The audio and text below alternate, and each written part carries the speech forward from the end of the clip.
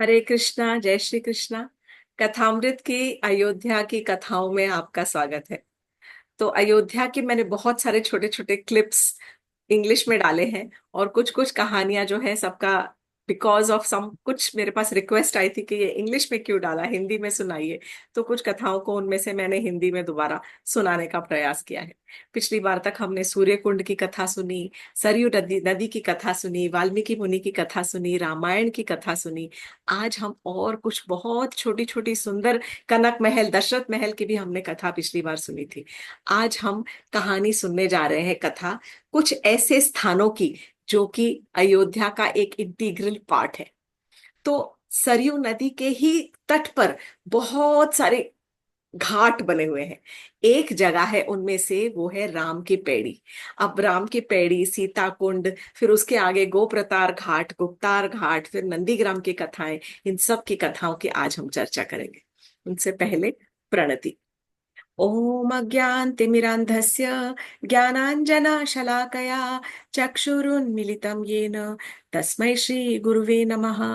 वाञ्छकल्पतरुभ्यश्च कृपा सिन्धुभ्य एव च पतितानां पावनेभ्यो वैष्णवेभ्यो नमो नमः। हे कृष्ण करुणा सिंधु दीनबंधु जगतपते गोपेश गोपिका कांत राधा कांत नमोस्तुते। तप्त कांचन गौरांगी राधे वृंदावनेश्वरी वृषभानुसुते देवी प्रणमामि हरि प्रिये। हरे कृष्णा कृष्णा कृष्णा हरे हरे, हरे राम राम राम हरे हरे। तो सरयू नदी के ही घाटों में से एक जगह है जिसका नाम है राम की पैड़ी।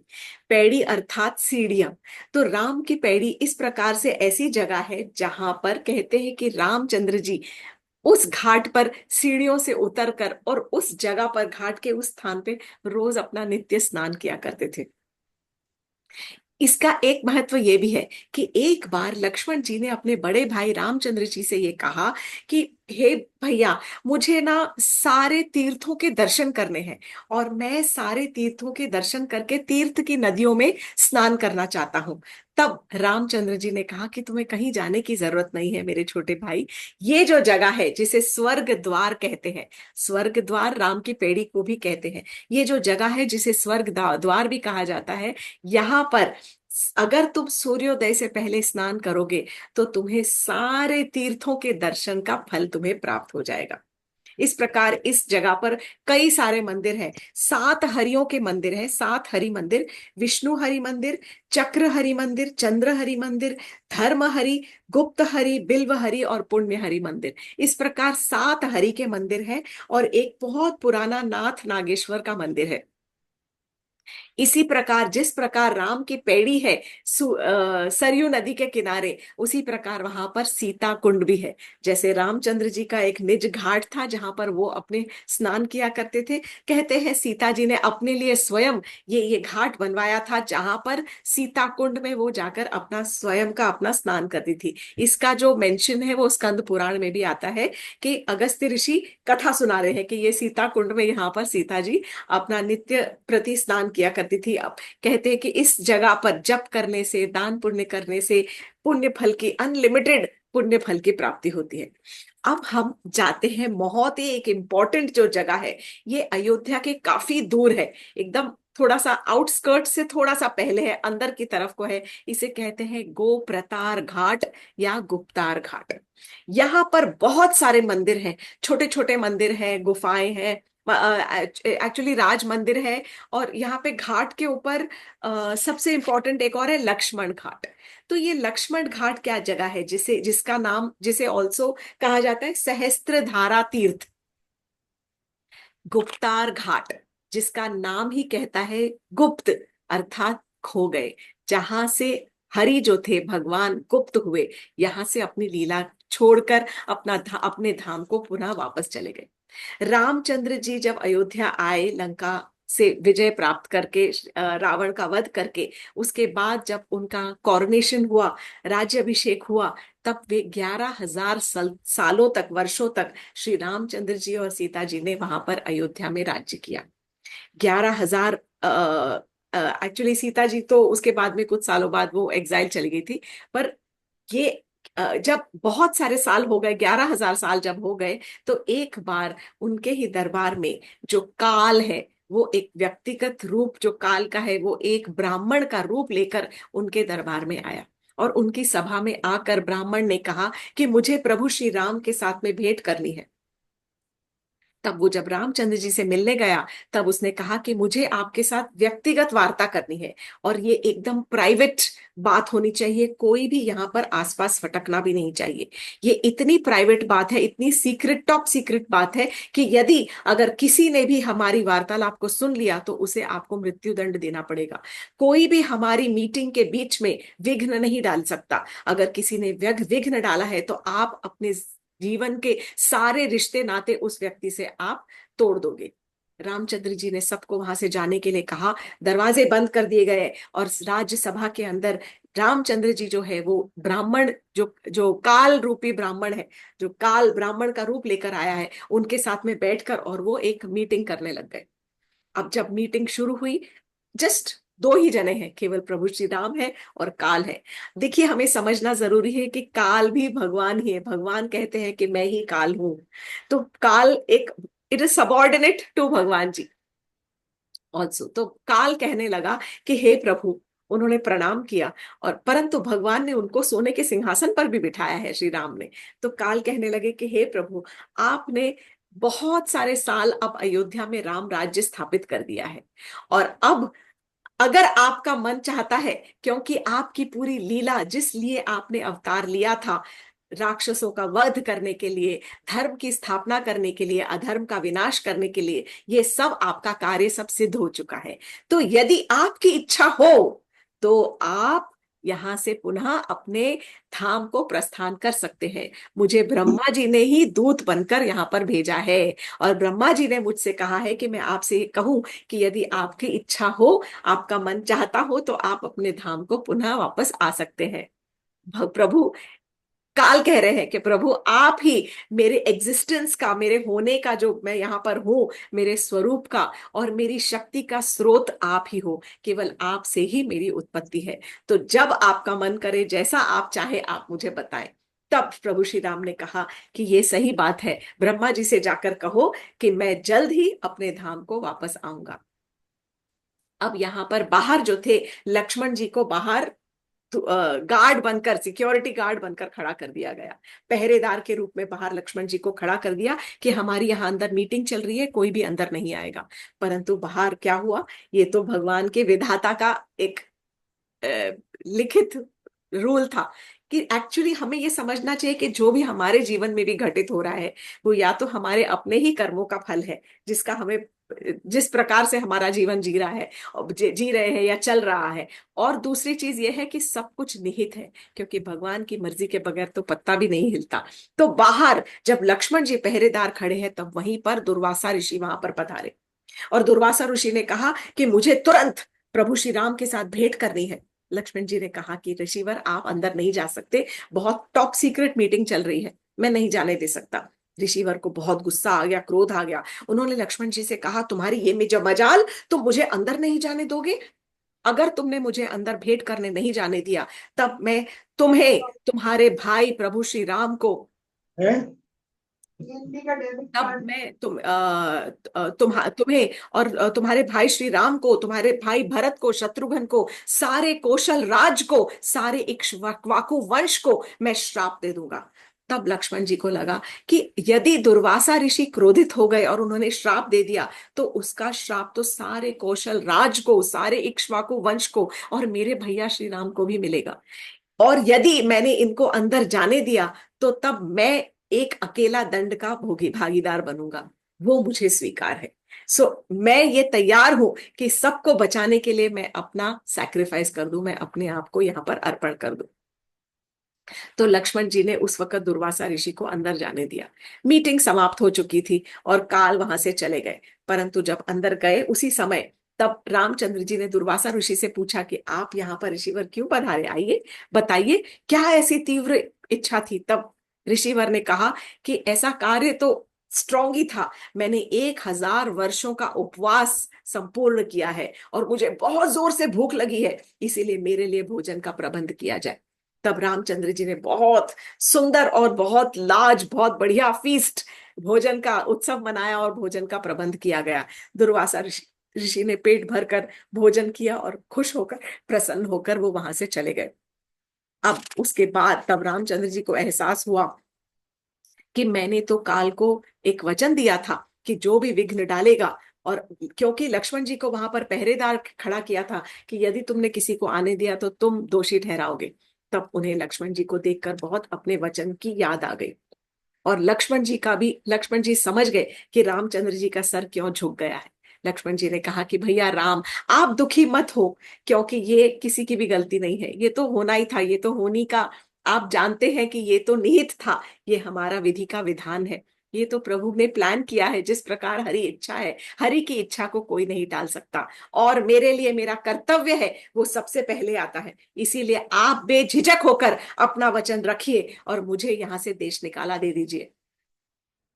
रामचंद्र जी बहुत दुखी हो गए। उन्होंने अगले दिन अपने सारे मंत्रियों को बुलाया और मंत्रियों के साथ में उन्होंने चर्चा की।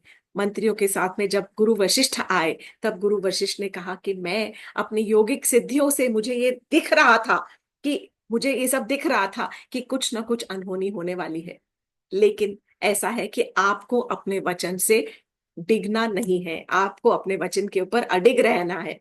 जिस प्रकार आपने अपने पिता को दिया हुआ वचन निभाया था, इसी प्रकार आपने अपने पिता ने जो अपनी माता को दिया था उस वचन को निभाया था, इसी प्रकार ये वचन तो आपने स्वयं दिया है काल को, इसीलिए आपको ये ब्राह्मण को दिया हुआ वचन आपको निभाना पड़ेगा। रामचंद्र जी बहुत दुखी थे, परंतु जैसा कि कहते हैं कि हमें ये समझना चाहिए कि रामचंद्र जी का अब जाने का समय आ रहा था, और रामचंद्र जी स्वयं भगवान विष्णु है और भगवान हरि है।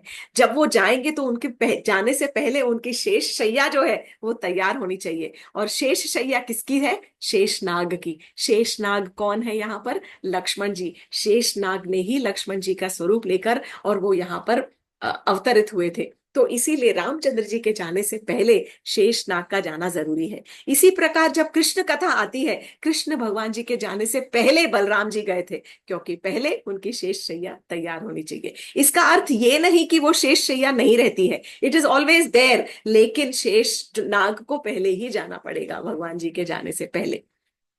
तब लक्ष्मण जी उस समय सरयू नदी के किनारे पर पहुंचे, और वहां पर जो घाट है लक्ष्मण घाट, वहां पर बैठकर लक्ष्मण जी ने गहन तपस्या की है। और जब उनका समय आया, तब इंद्रदेव स्वयं एक दिव्य रथ लेकर वहां पर आए हैं, और कहते हैं कि लक्ष्मण जी सशरीर अपने शरीर के साथ उस रथ के ऊपर आरूढ़ होकर, और उन्होंने उच्च स्वर्ग लोक को प्रस्थान किया है, उच्च लोकों में एक्चुअली अपने ही धाम को प्रस्थान किया है।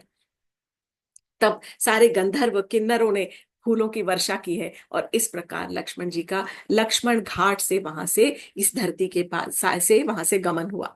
उसे सहस्त्र धारा पीठ भी कहा जाता है, सहस्त्र धाम पीठ कहा जाता है, सॉरी, सहस्त्र धाम पीठ कहा जाता है।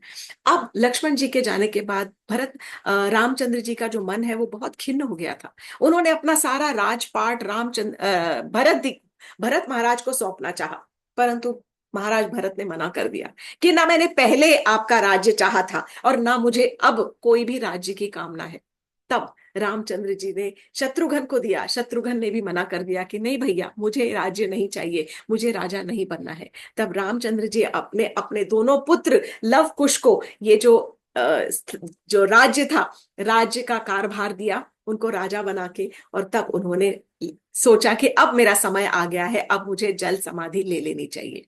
रामचंद्र जी का जब ये डिसीजन हुआ, तब उनके साथ में उनके पीछे पीछे भरत, शत्रुघ्न, कई सारे अयोध्यावासी और बहुत सारी वानर सेना उनके पीछे पीछे चल पड़ी।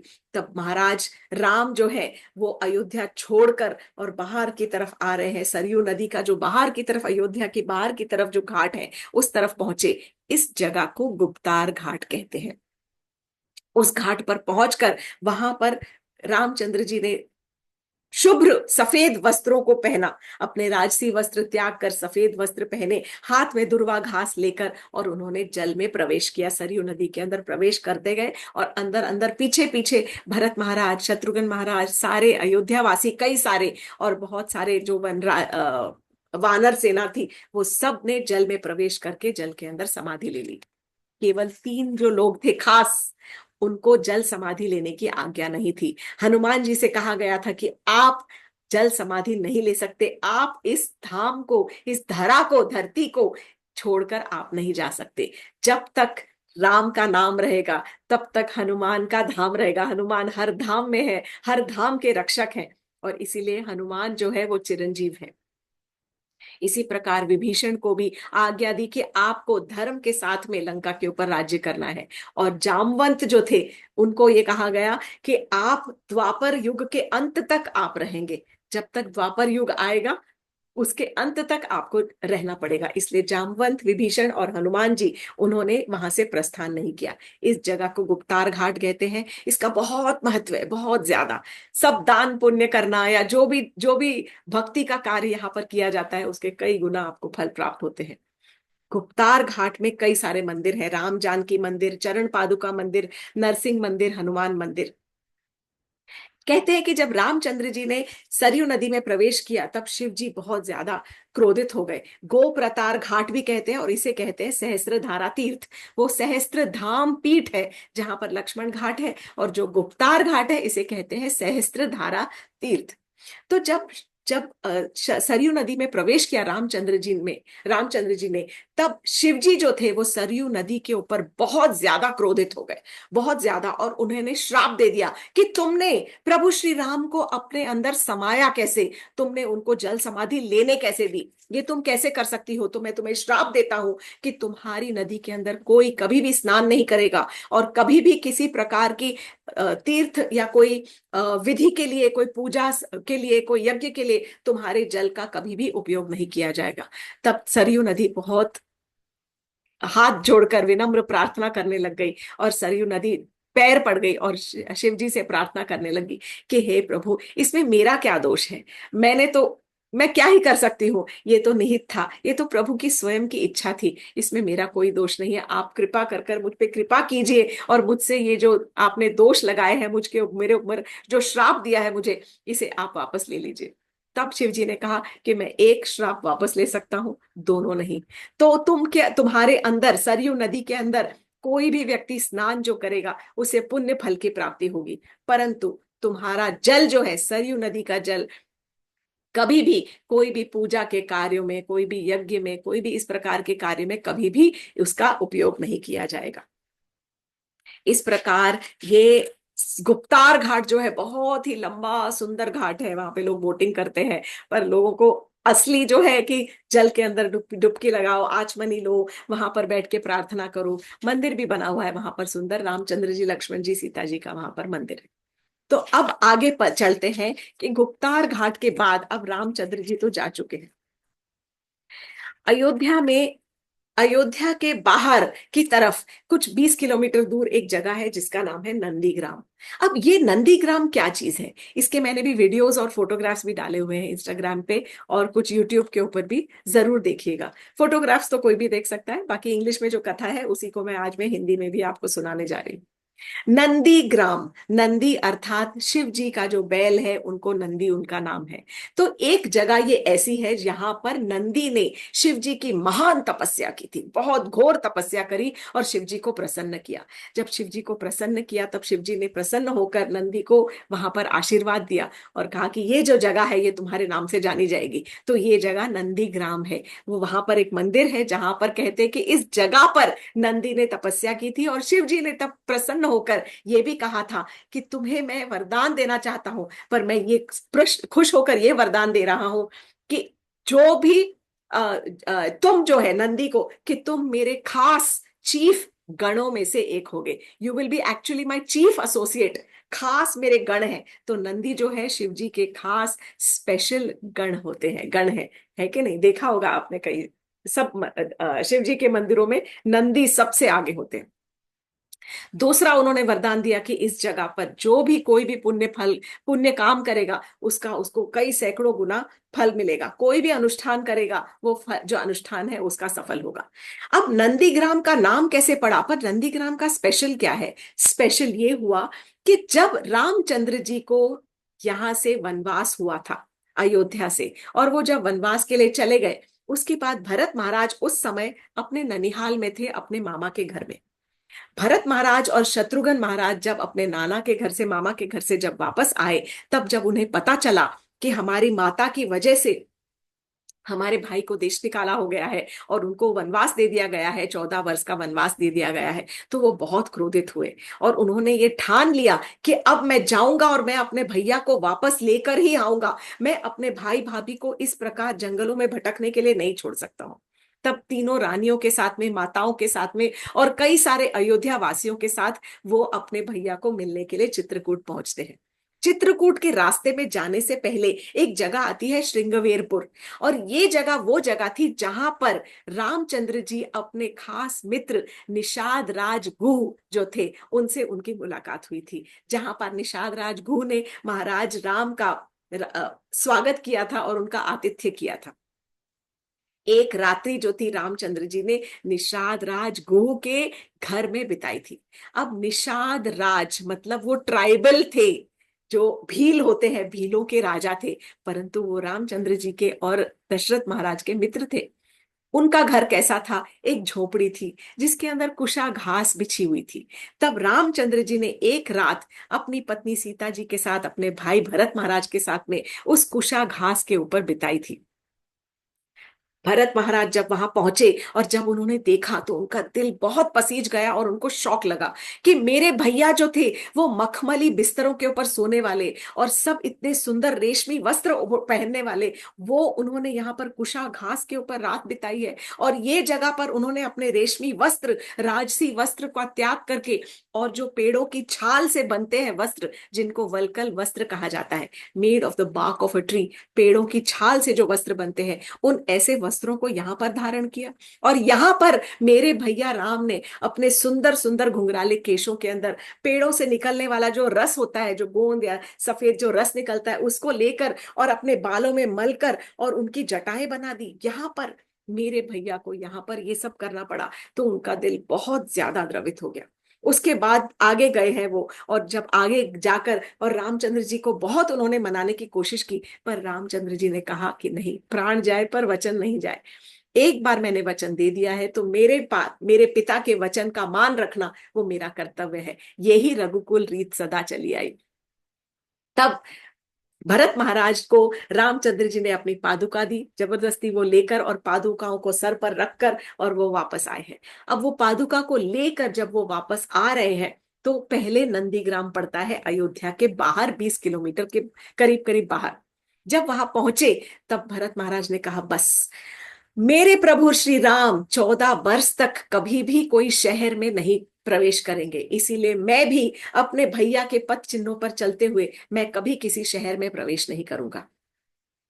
तो 14 वर्षों तक भरत महाराज वहां पर नंदीग्राम में रहे और उन्होंने अयोध्या शहर में प्रवेश नहीं किया। वहां पर उन्होंने अपने सारे वस्त्र उतारे हैं, रेशमी वस्त्रों का त्याग किया है और उन्होंने अपने ही भाई के पदचिन्हों पर चलते हुए वलकल वस्त्र धारण किए हैं। वहीं पर उन्होंने अपनी जटाएं बनाई है पेड़ों का रस लगाकर, और तब उन्होंने ये निश्चय किया कि यदि मेरे भाई जो है वो रेशमी बिस्तरों पर नहीं सो सकते, मखमली बिस्तर पर नहीं सो सकते, तो मैं भी घास के ऊपर ही सोऊंगा। लेकिन एक और एक्स्ट्रा प्रण ये था कि क्योंकि जिस लेवल पर मेरे भाई सोएंगे उससे कई कई कई कई फुट नीचे मैं सोऊंगा।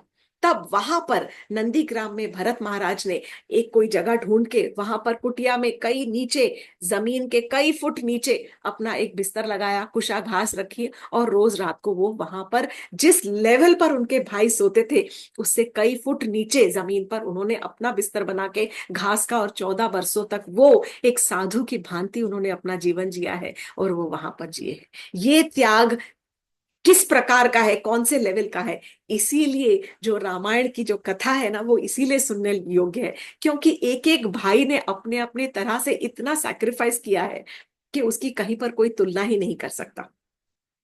ये करने के बाद में यहाँ पर तब इस जगह की महिमा जो है वो बहुत ज्यादा बढ़ गई। इसीलिए नंदीग्राम, जब आप अयोध्या जाते हैं तो नंदीग्राम जाना बहुत ज्यादा जरूरी है, क्योंकि यहाँ पर भरत महाराज ने 14 वर्ष जो थे एक साधु की भांति व्यतीत की।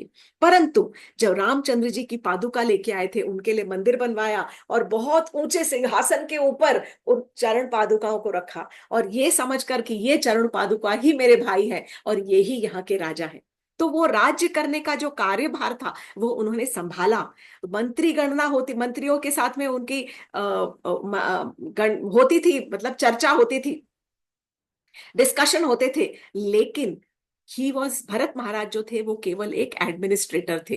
बहुत अच्छा एडमिनिस्ट्रेशन किया था, क्योंकि उनके राज्य में अयोध्या बहुत ऊंचाइयों तक पहुंचा, बहुत फ्लरिश किया, बहुत उसके उसका नाम हो गया उन 14 वर्षों के अंदर। तब उसके बाद में यहाँ पर और भी बहुत सारी जगह है नंदीग्राम में देखने लायक। भरत महाराज की तो कथा हमने सुन ली, उनके त्याग की कथा भी हमने सुन ली। यहाँ पर दो और खास मंदिर हैं, बहुत सारे हैं, दो खास मंदिर है। एक जगह है जहां पर भरत हनुमान मिलाप का मंदिर है। तो भरत और हनुमान का मिलाप पूरे रामायण में 2 बार हुआ है। पहली बार तो जब हुआ, भरत महाराज वहीं रहते थे। अब वहां पर लंका में हनुमान जी का, वानर सेना के साथ में मिले हुए थे हनुमान जी, और रामचंद्र जी का सहायता कर रहे थे। रामचंद्र जी का और रावण का युद्ध चल रहा था। तब रावण के बेटे मेघनाद ने शक्ति का उपयोग करके शक्ति बाण मारा और लक्ष्मण जी को मूर्छित कर दिया। जब लक्ष्मण जी मूर्छित हो गए, तब सुषेण वैद्य को बुलाया गया और उन्होंने कहा कि इनके लिए एक खास जड़ी बूटी मंगाई जाए, और ये जो संजीवनी जड़ी बूटी है ये हिमालय में मिलती है।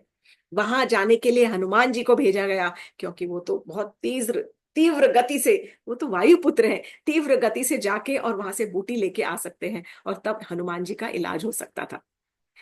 हनुमान जी उड़ते हुए वहां पर पहुंचे और उन्होंने देखा कि अरे यहाँ तो कुछ समझ नहीं आ रहा, बहुत सारी बूटियां हैं। तब उन्होंने पूरा का पूरा जो पहाड़ था, वो पूरा का पूरा पहाड़ उठाया और उठाकर उड़कर लेकर जा रहे हैं। सोचिए, हिमालय से वो पर्वत उठाकर उड़कर जा रहे हैं लंका की तरफ। बीच में पड़ता है अयोध्या। आउट ऑफ क्यूरियोसिटी कि अरे मेरे प्रभु का जो राज्य है वो कैसा है, तो उड़ते उड़ते जब वो नीचे देख रहे हैं, तब अयोध्या नगरी बहुत सुंदर फ्लरिश कर रही थी। जैसा कि मैंने कहा, बहुत फ्लरिश कर रही थी महाराज भरत महाराज के राज्य में। भले भले ही भरत महाराज नंदीग्राम में रहते थे। तब उन्होंने देखा तो उनकी जो परछाई थी वो उस नंदीग्राम पर पड़ी, क्योंकि वो थोड़ा सा नीचे को उड़ने लग गए। हाथ में संजीवनी बूटी का वो जो पहाड़ है वो लेकर है, और नीचे उड़ते उड़ते ऐसे शहर को देख रहे हैं। भरत महाराज उस समय जब नंदीग्राम में थे, तब उन्होंने जमीन के ऊपर, धरती पर हनुमान जी की परछाई देखी। उन्हें लगा ये कोई राक्षस की परछाई है जो मेरे राज्य के ऊपर मंडरा रहा है। उन्होंने तुरंत तीर उठाया और तीर से हनुमान जी को घायल कर दिया, और हनुमान जी सीधा नीचे धरती पर पहुंच गए। जब धरती पर पहुंचे, मूर्छित होकर वहां पर पहुंचे, जब उनको होश आया, तब भरत महाराज ने पूछा कि कौन हो तुम। तब हनुमान जी ने अपनी सारी कथा सुनाई और अपना परिचय दिया। जैसे ही परिचय दिया तो भरत महाराज को बहुत दुख हुआ, बहुत ग्लानि हुई कि फिर से एक बार मैंने अपने प्रभु राम की सेवा में अवरुद्ध किया किया है, मैंने विघ्न डाला है। तुरंत उन्होंने भरत महाराज को भगाया कि आप जाइए, मैं आपके रास्ते में विघ्न नहीं पड़ना चाहता, ऑलरेडी आपका मैंने समय खराब कर दिया, आप तुरंत यहां से भागिए। ये था पहला मिलाप। तो वहां पर एक जगह है जहां पर जो हनुमान जी थे वो तीर से घायल होकर जिस जगह पर गिरे थे, वहां पर एक हनुमान जी का बहुत सुंदर मंदिर बना। फिर एक जगह है और जहां पर भरत का और हनुमान जी का मिलाप सेकंड टाइम हुआ था। ये सेकंड टाइम की कथा ऐसी है कि अब लंका में रामचंद्र जी की विजय हो गई है। विजय प्राप्त करने के बाद जब रामचंद्र जी वहां से वापस आ रहे हैं, तब उन्होंने हनुमान जी से कहा कि हनुमान, मेरा एक छोटा सा काम करो। हनुमान जी बोले, बोलिए महाराज, मैं क्या, प्रभु बोलिए, मैं आपके लिए क्या सेवा कर सकता हूँ। तब रामचंद्र जी ने कहा कि ऐसा है कि मेरे पहुंचने से पहले तुम पहले वहां पर अयोध्या में पहुंचो, और वहां पर भरत महाराज से जरा जाकर देखो और उनको समझने की कोशिश करो। यदि उनके मन में एक एक परसेंट भी, एक रत्ती भी, जरा सी भी, इतनी भी आशा है, अगर उनको लगता है कि उनकी थोड़ी सी भी आसक्ति हो गई है राज्य संभालने के लिए, तो मैं तुरंत वापस चला जाऊंगा और मैं राज्य भरत महाराज को दे दूंगा। यहाँ पर सबसे पहली चीज ये समझने की कोशिश की है कि कभी किसी ने विचार किया है कि 14 वर्ष का वनवास क्यों हुआ। रामचंद्र जी को 8, 10, 12 इस प्रकार का वनवास क्यों नहीं दिया? 4 साल के लिए भेज देते, 6 साल के लिए भेज देते। परंतु उस समय अयोध्या के जो रूल्स थे, लॉज जो थे वहां पर, उन लॉ के हिसाब से, रूल्स के हिसाब से वहां पर ये रूल था कि कोई भी यदि एक अपना जो प्रॉपर्टी है, जो अपना जमीन है, जायदाद है, उसको छोड़कर वहां से अगर 14 साल तक बाहर रहता है या 14 साल तक उसके ऊपर अपना हक नहीं जमाता, तो फिर 14 साल के बाद वो उस जमीन के ऊपर अपना हक कभी नहीं जमा सकता। तो माता कैकेयी ने उस समय बहुत सोच के उनको ये भेजा था कि एक बार जाएंगे, 14 साल के बाद वापस आएंगे तो ये हक अपना जमा ही नहीं सकते, क्योंकि रूल के हिसाब से, हमारे राज्य के रूल के हिसाब से ये बेदखल हो चुके होंगे राज्य से। वो अलग बात है कि माता कैकेयी का जो मति थी, वो भ्रष्ट करने में सारे देवताओं का ही हाथ था। वो ही गए थे सरस्वती देवी के पास में, और वो सरस्वती देवी ने फिर मंथरा के थ्रू ये सब करवाया था, पूरा का पूरा जो खेल था। क्योंकि वो चाहते थे कि रामचंद्र जी यहाँ पर कंफर्टेबल ना हो जाए। एक बार उनका राज्यभिषेक हो गया, राजा बन गए, तो कंफर्टेबली जिएंगे, फिर रावण का और सारे दुष्टों का क्या होगा। तो इस प्रकार जब हनुमान जी को आदेश दिया गया, तब हनुमान जी सीधा वहां पर भरत महाराज से मिलने के लिए पहुंचे, ये आंकने के लिए कि भरत महाराज के मन में कितना लोभ है या कितनी आसक्ति हो गई है राज्य से। परंतु जब हनुमान जी वहां पहुंचे, तो पहुंचने के बाद तो सीन ही कुछ अलग था। क्या सीन था? भरत महाराज ने वहां पर आग तैयार कर रखी थी, एक पूरी अग्नि की जैसे बोलते हैं ना, चिता तैयार कर रखी थी।